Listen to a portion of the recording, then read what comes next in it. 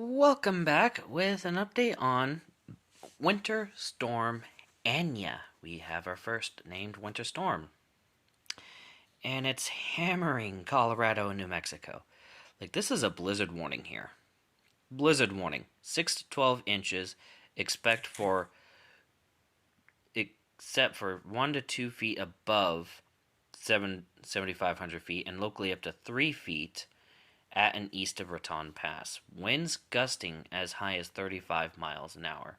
So, New Mexico is getting the first blizzard of the season. Not even Colorado can say that. 5 to 15 inches.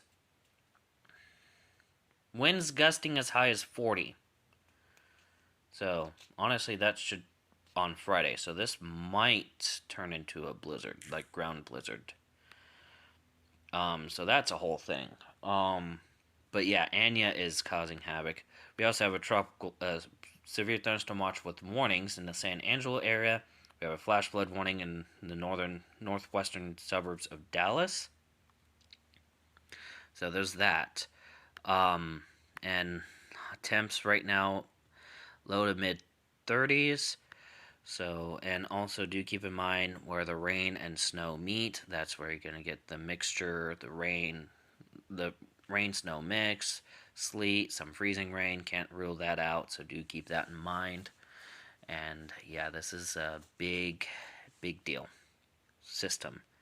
So, I'll snapshot this for thumbnail, by the way. But that temperature difference, like we got 30s up here and an 87 right there. Like what? Oh, we have another flash flood warning pop up just in the Temple area, so that's a thing too. You also have this stuff going on with Raphael, so, and there's actually a flash flood warning that's actually tied to Raphael actually, in a little bit, so that might be tied with Raphael. So do keep that in mind there. But beyond that, that's really about it. So stay safe out there. See you in the next video. Bye.